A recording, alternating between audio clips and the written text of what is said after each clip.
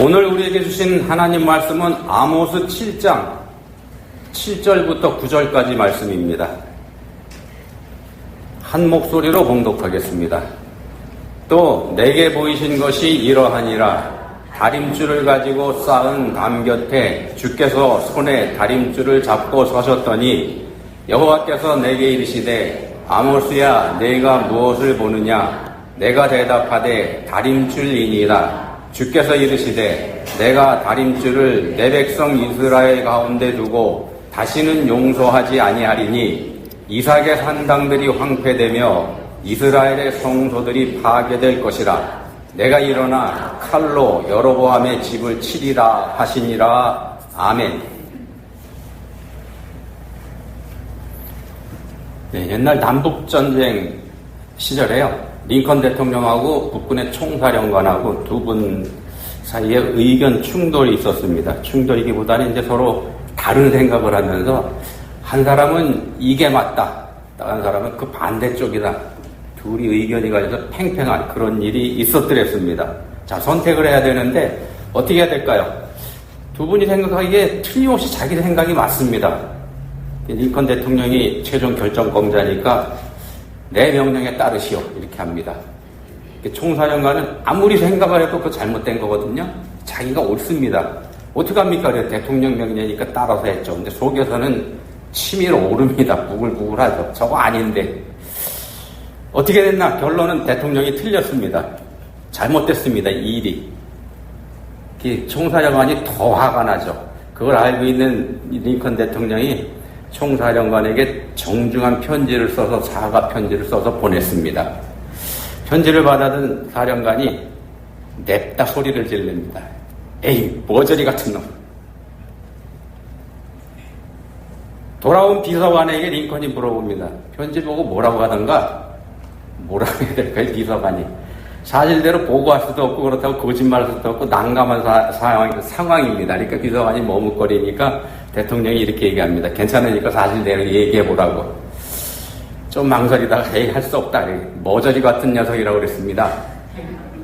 그래 놓고서는 이제 후회를 했죠. 고자질한 게 돼버렸으니까. 자, 이 얘기를 들은 링컨이 어떻게 했냐. 웃으면서 이렇게 얘기하더랍니다. 그 사람 볼 줄 아는구만. 대통령도 그렇고요, 사령관도 그렇고 서로 자신의 생각이 옳다고 믿었습니다. 옳다고 믿은 이유가 뭐겠습니까? 판단의 기준이 서로 달랐기 때문에 그런 거죠. 판단의 기준이 달랐기 때문에 서로 반대되는 상황을 이게 맞다 이렇게 얘기한 겁니다. 근데 자신이 틀렸다는 거 알았을 때 링컨은 자신의 잘못을 그대로 인정을 합니다. 자기가 가지고 있던 생각이, 기준이 잘못됐다는 걸 바로 인정을 하죠. 이게 쉽지 않은 거지 않습니까? 그래서 링컨이 대단한 사람입니다. 자, 구약 성경 룻기에 보시면은 두 사람의 청산과부가 등장을 하죠. 오르바와 룻. 시어머니 나오미가 청산과부가 된 젊은 며느리들에게 친정으로 돌아가서 팔자 고쳐라 이렇게 권합니다. 그랬을 때 이 두 며느리의 선택이 서로 다릅니다. 오르바는 못 이기는 채 친정으로 돌아갔습니다만 룻은 시어머니의 권고를 거절합니다. 그리고 생전 가본 적도 없는 남편의 고향으로 시어머니와 함께 가겠다 이렇게 얘기를 하죠. 자, 두 사람이 전혀 다른 선택을 한 거는 뭐겠습니까? 두 사람의 선택 기준이 달랐기 때문에 그런 거죠. 선택의 기준이 달랐기 때문에 전혀 다른 선택을 하게 됩니다. 오르바는 친정으로 돌아가게 돼 있는데 그건 지극히 상식적인 선택이었더랬습니다. 판단의 기준이 세상 생각이었었다. 세상적인 기준을 가지고 판단했었던 겁니다. 시어머니를 따라서 유대 땅으로 가봐야 알지도 못하는 데고 남의 나라 땅이고 거기 가봐야 소망도 없고 그래서 자신의 일생이 걸려있는 중대한 선택의 기로에서 지혜롭지 않은 선택을 할 이유가 오르바한테는 전혀 없었습니다. 그래서 친정으로 돌아갔죠. 그렇지만 룻은 오르바하고 다른 기준을 가지고 있었습니다. 자, 룻이 가지고 있던 기준이 뭘까요? 룻이 한 이야기 중에서 그 힌트를 잡을 수가 있는데 제가 룻이 한 이야기를 한번 쭉 읽어드려 볼 테니까 룻이 뭐의 기준을 두고 있었는지 한번 찾아보시기 바랍니다. 많이 등장하는 단어가 판단의 기준이 됩니다. 이렇게 얘기합니다. 내게 어머니를 떠나며 어머니를 따르지 말고 돌아가라 강권하지 마옵소서. 어머니가 가시는 곳에 나도 가고 어머니께서 머무시는 곳에 나도 머물겠나이다. 어머니의 백성이 나의 백성이 되고 어머니의 하나님이 나의 하나님이 되시리니 어머니께서 죽으시는 곳에서 나도 죽어 거기 묻힐 것이라. 만일 내가 죽는 일 위에 어머니를 떠나면 여호와께서 내게 벌을 내리시고 더 내리시기를 원하나이다. 어떤 단어가 많이 나오나요? 어머니죠, 어머니. 어머니, 그리고 나. 비슷하게 등장을 합니다. 어머니, 나. 이게 롯의 판단 기준입니다. 뭡니까? 어머니 하나 같으면 어머니인데 거기에 나도 있습니다. 관계를 중요시했다는 얘기죠. 관계 이야기가 뒷부분에 나오니까 한번 염두에 둬보시기 바랍니다. 나오미의 신앙 인품이 룻을 감동시켰던 것일까?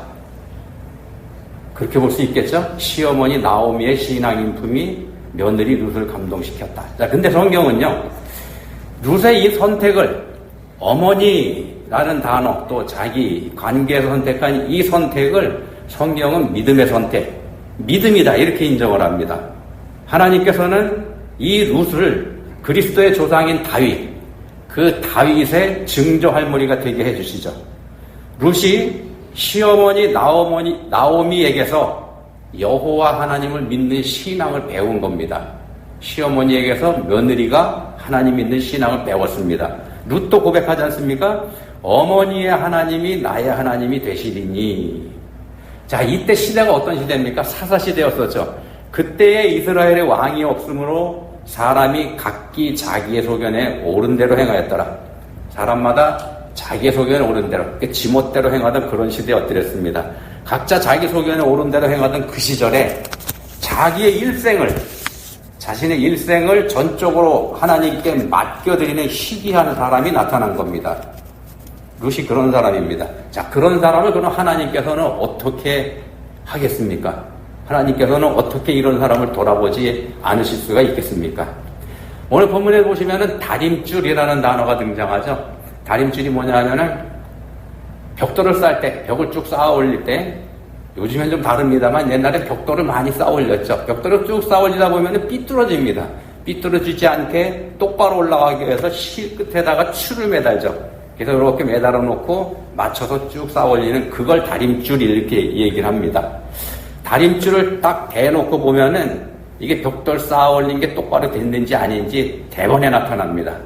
만약에 바르게 되지 않고 구부러졌다. 그러면 이건 언젠가는 무너질 거기 때문에 빨리 무너뜨려 버려야 되죠. 대형 사고 터지기 전에. 다시 써야 됩니다. 자, 본문에서 이 다림줄을 잡으신 분이 주님입니다. 주께서 이렇게 돼 있죠. 여호와 하나님. 하나님께서 다림줄을 손에 잡고 담 곁에 서셔서 선지자 아모스에게 이렇게 말씀하십니다. 내가 다림줄을 내 백성 이스라엘 가운데 두고 다시는 용서하지 아니하리니. 이 무슨 뜻입니까? 손에 잡으신 다림줄을 심판의 기준으로 삼으시겠다 이런 얘기입니다. 이걸로 내가 딱 대보고 심판하겠다. 다림줄을 내려서 바른지 아닌지 내가 확인하고 아니면은 헐어버릴 거다. 자, 근데 그 담을 헐어버리겠다고 하는 이 다림줄이 갖다 댈 담을 본문 7절에서는 이렇게 말씀합니다. 다림줄을 가지고 쌓은 담. 이미 담을 쌓을 때 다림줄을 사용해서 쌓은 담입니다. 근데 그럼에도 불구하고 하나님께서는 다림줄로 확인하겠다 이런 말씀을 하십니다. 그럼 이게 뭡니까? 담을 쌓을 때 사용한 다림줄하고 하나님이 가지고 계신 다림줄하고 이게 서로 다르다는 얘기가 되지 않습니까? 사람들의 다림줄하고 하나님의 다림줄이 서로 다릅니다. 서로 다릅니다. 자, 그러면은 둘 중에 어떤 게 맞는 거고 어떤 게 잘못된 거겠습니까? 세상의 기준, 인생의 기준은 하나님께서 정하시는 겁니다. 우리 삶의 기준, 하나님께서 정하시는 겁니다. 근데 그걸 자기가 정하겠다고 한 게 우리 인생들의 원죄지 않습니까? 자기가 하나님이 행세한 거, 이게 우리 인간들의 원죄입니다. 사람들마다 각기 나름대로 자기 자신의 기준, 자기 자신의 다림줄을 가지고 있습니다. 사람마다 이게 조금씩 좀 다르죠. 근데 성경은 말씀합니다. 그게 바로 하나님의 심판 대상이다. 본문에서 말씀하는 것도 그겁니다. 내 기준을 가지고 네 기준 한번 내보겠다. 그리고 내가 심판하겠다. 아모스 서로 우리가 살펴보고 있는데 아모스 1장 1절에서 아모스가 누군지 이렇게 소개를 합니다. 드고와 목자 중 아모스라는 사람이죠. 근데 이 사람이 드고와 사람입니다. 목자입니다. 양을 치는 목자입니다. 원래 선지자가 아니고요. 양을 치고 있던 아모스에게 하나님의 말씀이 임했습니다. 드고아라고 하는 건 지명인데 드고아가 어디 있는 거냐 하면은 베들레헴의 조금 남쪽에 있습니다. 베들레헴이 유대 땅이죠. 이 드고아도 유대 땅입니다. 이 당시에는 남왕국 유다와 북왕국 이스라엘이 갈라져 있던 때죠. 그러니까 아모스는 남왕국 유다에 속한 그런 사람입니다. 남쪽 사람입니다. 남쪽 사람. 요즘으로 치면 남한 사람. 근데 본문 9절에 나오는 여로보암의 집, 여로보암은 누구냐 하면 이 당시 북왕국 이스라엘의 왕입니다. 남왕국 유다에서 양을 치고 있던 목자 아모스를 하나님께서 북왕국 이스라엘에 지금 보내시는 겁니다. 남한에서 일 잘하고 있던 사람을 불러가지고 북한 김정은이한테 보내시는 그런 형상입니다. 자, 사람들은 전혀 느끼지 못하지만 그만큼 하나님은 절박한 심정이시기 때문에 이렇게 한 겁니다. 북왕국에서는 사람을 찾지 못하셨고 그래서 남쪽에서 엉뚱한 사람을 불러 세우시는 겁니다. 니들 뜻대로 세운 담을 하나님께서 헐어버릴 거다. 이렇게 가서 전해라. 사람들이 자기들 생각대로 세운 담. 그게 뭘까요? 사람들이 자기 마음대로 세운 담. 자, 본문에 등장하는 여로보암이라고 하는 사람은요. 북왕국 이스라엘 왕 중에 여로보암이 두 사람이 있습니다. 한 사람은 누구냐 하면은 솔로몬의 아들 르호보암 때, 르호보암이 왕이 됐을 때 나라가 갈라지죠. 그때 이스라엘 10지파를 데리고 반역을 일으켜서 북왕국을 일으켰던 북왕국의 첫 번째 왕 여로보암, 그 사람 아니고요. 본문에 등장하는 사람은 그로부터 한참 뒤에 13번째 왕입니다. 한참 뒤에 등장한 북왕국 왕 여로보암인데 이름이 같습니다. 근데 다른 사람이죠. 이 두 번째 등장한 여로보암은 북왕국 이스라엘의 최전성기를 이끌었던 사람입니다. 이 여로보암 시절에 북왕국이 제일 잘 살았습니다. 제일 잘 나가던 때입니다. 다메섹까지 영토를 확장했는데 이건 뭐냐면은 다윗과 솔로몬 시대가 통일 이스라엘 왕국에 가장 흥왕했던 시기죠. 영토도 넓었고 그때 영토를 거의 다 회복을 한 겁니다. 이 여로보암이라는 사람이. 이 당시에는 나라가 강했기 때문에 외세의 침략도 없었고요. 경제적으로도 여유가 있어서 사람들이 걱정 없이 잘 먹고 잘 사는 그런 때입니다. 한번 보십시오. 잘 먹고 잘 살면서 외세에 밀리지도 않는 국력을 가졌다면 이런 때 사람들은 생각을 합니다. 자기들이 아주 잘 살고 있다. 자기들이 아주 잘하고 있다. 왕은 능력이 있는 사람이다. 우리가 종교적으로도 하나님을 잘 섬기고 있다. 이렇게 생각하게 된다는 겁니다. 당연히 그렇고 다 잘 되고 있으니까. 그런 때 하나님께서는 남왕국 유다에서 양을 치고 있던 목자를 불러가지고 이스라엘에 보내서 지금 경고하시는 겁니다. 내가 다림수를 내 백성 이스라엘 가운데 두고 다시는 용서하지 아니하겠다. 사람들은 문제가 없다 하고요. 모든 게 다 잘 되고 있다, 바로 됐다 이렇게 생각을 하는데 하나님께서 말씀하십니다. 내가 다시는 용서하지 않겠다. 세상이 평안하고 다 잘 된다고 해서 바로 된 게 아니라는 말씀입니다. 사람들 기준으로는 문제가 없다고 해도 하나님 보시기에는 그게 아니라는 겁니다. 아모스서를 우리가 살펴보고 있는데 아모스 이 서에서 학자들이 가장 핵심적인 구절로 꼽는 게 5장 24절 말씀입니다. 아모스 5장 24절에서 이런 말씀을 합니다. 오직 정의를 물같이 공의를 마르지 않는 강같이 흐르게 할지어다. 정의를 세우고 공의를 세워라. 이런 말씀을 합니다. 이게 아모스서의 핵심 구절입니다. 평안하고 부족한 것도 없고 모두가 잘 먹고 잘 가고 다 좋은 것 같은데 그 속을 들여다보니까 썩어 있더라는 겁니다. 정의도 없고 공의도 없더라는 겁니다. 하나님께서 보시기에. 나라가 부하면 부할수록 돈이 많으면 많을수록 빈부격차는 커집니다. 권력을 가진 사람들의 권력이 셀수록 약자들을 찍어 누르게 돼 있습니다. 힘이 없는 사람들 찍어 누르고 아예 없애버리려고 하죠. 그러면서 그게 자기들을 그렇게 힘이 있게 해주신 하나님의 뜻이다 이렇게 주장을 하게 된다는 겁니다. 자기들이 힘을 쓰고 있는데 다 잘 되고 있으니까 이게 하나님의 뜻이다 이렇게 사람들은 생각을 한다는 겁니다. 그런 이스라엘 사회를 향해서 5장 4절에서 하나님께서 말씀하시는 겁니다. 너희는 나를 찾으라. 그리하면 살리라. 그리하면 살리라. 무슨 뜻입니까? 평안이 문제가 아니고 너희들 바로 앞에는 죽느냐 사느냐 하는 절박한 상황이 임박해 있다는 겁니다. 그리하면 살리라. 그러니까 너희의 다림줄, 그러니까 순 엉터리 잣대 그거 갖다 버리고 하나님 말씀 앞으로 나오라 이런 경고의 말씀을 하고 계시는 겁니다. 그렇지 않으면 너희가 쌓아놓은 그거 다 헐어버릴 거다. 요한복음 15장 7절에서 말씀합니다. 요한복음 15장 7절입니다. 너희가 내 안에 거하고 내 말이 너희 안에 거하면 무엇이든지 원하는 대로 구하라. 그리하면 이루리라. 우리가 자주 보는 말씀이죠.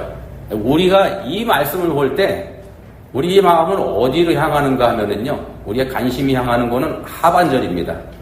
무엇이든지 원하는 대로 구하라. 그리하면 이루리라. 우리 마음은 여기에 가게 되어 있습니다. 뭐든지 구하면 하나님께서 다 이루어 주신다고 얘기했다. 우리가 다 기억하고 있는 거죠.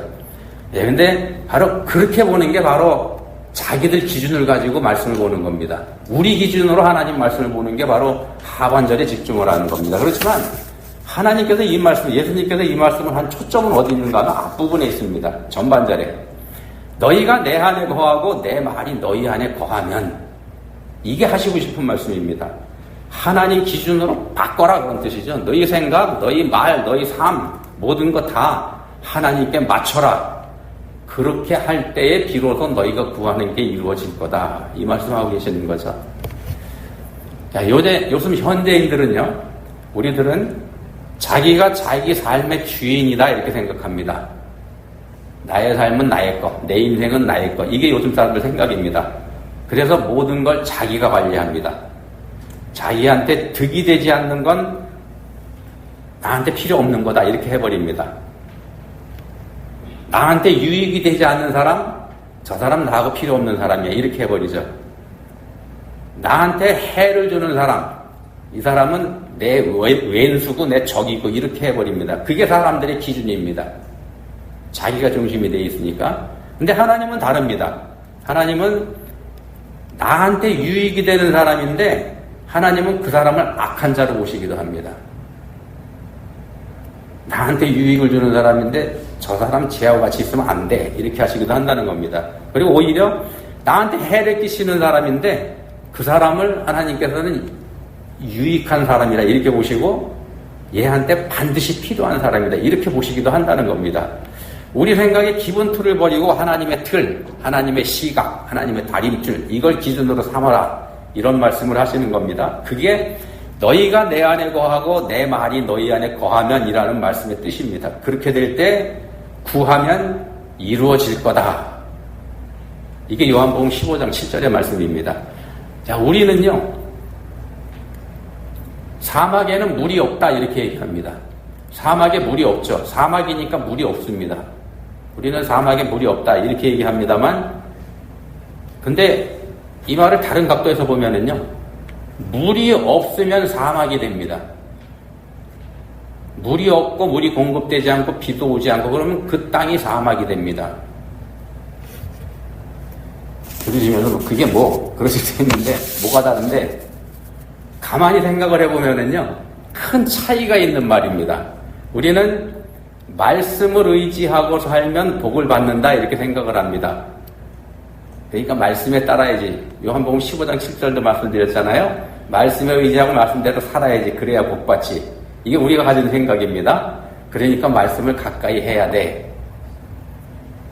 이게 우리 마음속에는 어떤 생각을 가지고 있는가 하면은요, 말씀을 가까이 하는 게 복 받는 비결이다. 이렇게 우리는 받아들입니다. 말씀을 가까이 하는 게 복 받는 비결이다. 우리 초점이 복에 있다는 겁니다. 근데 이 말씀에는요, 사실은 뭐가 들어가 있는가 하면은 우리가 말씀대로 살지 않고 말씀에 따르지 않기 때문에 말씀에 순종 좀 해봐. 그럼 하나님이 복 주시지 않고 배기시겠어? 이런 뜻이 들어가 있는 겁니다. 우리가 말씀을 순종하지 않기 때문에 나온 얘기입니다.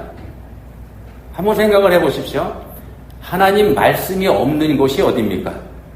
하나님 말씀이 통하지 않는 곳이 어디입니까? 그런 데가 지옥 아니겠습니까? 또 하나님이 아무리 말씀해도 들은 척 만척 하는 사람, 이리 듣고 이리 흘려버리는 사람, 그런 사람이 누구겠습니까? 그런 사람이 불신자 아니겠습니까? 근데 하나님 보시기에는 우리 믿는다고 하는 사람들한테 말씀하십니다. 야, 말씀 좀 한번 들어봐. 말씀대로 한번 해봐. 내가 복 주나 안 주나. 우리가 뭡니까 그럼? 우리가 불신자고 우리가 지옥을 사는 사람들 아니겠습니까? 하나님 마음이 오죽 답답하시면 그렇게 하는 겁니다. 우리의 삶의 고난을 없애주지 않으시는 하나님, 우리 원망합니다. 내가 이렇게 힘든데 하나님의 자녀인 나를 돌아보지 않으신 하나님, 우리가 원망하죠. 그렇지만요, 한번 생각을 해보시면은 나무는 땅에 뿌리를 제대로 깊이 박고 있기만 하면은 비도 안 오고 햇볕이 쨍쨍 내리쬐일수록 더 좋습니다, 사실은요. 왜냐하면 그 나무에 열린 과일이 질이 좋아지죠. 햇볕이 뜨거울수록. 우리가 말씀의 뿌리를 깊이 박고 서기만 한다면은, 그러면은 우리 삶에서 당해오는, 우리가 삶에서 겪는 우리의 환난, 이런 것들이 오히려 우리한테 더 큰 결실을 보장해 준다는 말씀입니다. 그러니까 하나님께서 보시는 우리 삶의 고난이 있는 이유입니다. 하나님께서 우리 삶에서 고난을 없애주시지 않으시는 이유가 바로 여기에 있는 겁니다. 근데 우리는 그렇게 보지 않죠. 엉뚱하게 봅니다. 요한계시록 3장에 보시면은 라오디게아 교회를 향해서 예수님께서 이런 말씀을 하시죠. 7번째 교회입니다. 네가 말하기를 나는 부자라 부요하여 부족한 것이 없다 하나 네 곤고한 것과 가련한 것과 가난한 것과 눈먼 것과 벌거벗은 것을 알지 못하는도다. 자, 라오디게아 사람들은 경제적으로 여유 있던 동네입니다. 여기가 자기들이 잘 먹고 잘 살고 있다 이렇게 생각을 했습니다. 실제로 그러니까. 그리고 그건 자기들의 의로움 때문이다 이렇게 생각을 했습니다. 우리가 신앙생활 잘하고 있기 때문에 하나님이 복 준 거다. 근데 하나님은 전혀 그렇게 말씀 안 하십니다. 누가복음 18장에 보시면 우리가 잘 아는 바리새인과 세리의 기도 있죠. 이것도 상황이 비슷합니다. 이게 비유 말씀인데 이렇게 말씀이 시작합니다. 또 자기를 의롭다고 믿고 다른 사람을 멸시하는 자들에게 이 비유로 말씀하시되, 이렇게 시작되는 이 비유 말씀에서 자기 스스로 자기가 의롭다고 생각하는 바리새인이 아니고 멀리 서서 감히 눈을 들어 하늘을 쳐다보지도 못하고 다만 가슴을 치며 이르되 하나님이여 불쌍히 여기소서 나는 죄인이로소이다 라고 한 세리가 의롭다 함을 입고 돌아갔다 이렇게 말씀하지 않습니까? 자기가 의롭다고 하는 사람이 아니고 나는 죄인입니다 하는 사람을 하나님은 오히려 의롭다고 하신다는 겁니다. 사람들마다 자기 자신의 다림줄, 자기 자신이 생각하는 삶의 기준이 있습니다. 바리새인이 가지고 있는 기준이 있고 세리가 가지고 있는 기준이 있고, 자, 우리한테는요, 우리가 가지고 있는 삶의 기준, 세상 사람들의 삶의 기준은 뭐냐면 성공했는지 안 했는지 이걸 기준으로 삼기도 합니다. 성공이라고 하는 건 뭐냐면 세상에서 높게 되고 존경받고 세상에서 많은 것을 가지게 되고 권세를 가진 사람, 이런 사람을 우리는 성공한 사람 이렇게 얘기를 합니다. 우리 그렇게 얘기합니다. 세상 사람들도 그렇게 얘기하고 우리도 그렇게 봅니다. 그렇지만 하나님께서 보시기에는요, 어떤 사람이 성공했는지 아닌지 하나님과 관심 없으십니다. 우리가 신앙생활 잘하면 하나님이 우리를 성공시켜준다 이렇게 알고 있고 그렇게 기대하고 있습니다만, 하나님은 우리가 성공했는지 실패했는지 그 관심 없으십니다. 우리가 생각하는 성공, 우리가 생각하는 실패, 거기에 관계 없으십니다. 만약 그대로라 그러면은 순교한 분들, 그런 분들은 뭡니까? 우리 기준에 보면은 실패도 대실패죠. 하나님 관점에서 보면 완전히 반대라는 겁니다. 자, 하나님께서 보시는 건 성공과 실패 이게 아니고요. 그 사람의 삶에서 하나님의 뜻이 얼마나 존중됐고 하나님의 말씀이 그 사람 안에서 얼마나 이루어져 가는지 이 여부를 하나님께서 보시는 겁니다. 하나님 말씀이 그 사람 안에 있는지 없는지 그 여부가 하나님의 관심사라는 겁니다. 말씀이 그 사람 안에 있는지 없는지 그 말씀이 그 사람 안에서 살아 움직이는지 아닌지 우리 예수님께서 하셨던 십자가에서 마지막 하셨던 말씀 여러분 기억하시죠? 다 이루었다.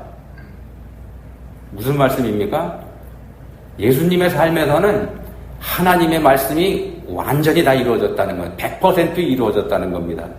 하나님께서 관심 두시는 건 바로 그겁니다. 자, 자신이 잘났다는 착각에 빠지지 않으려면은요. 그러니까 하나님의 잣대인 말씀에 의지해서 우리가 바르게 되려면은 그럼 우리가 어떻게 해야 되는가? 우리가 어떻게 해야 우리가 하나님의 잣대에 합격이 될 수 있을까요? 사랑이 답입니다. 사랑해야 되는 겁니다. 우리가 믿음을 얘기하는데 믿음은 곧 사랑으로 드러나기도 합니다. 우리들 삶에서. 사랑을 다른 말로 표현하면은 이게 바로 십자가입니다.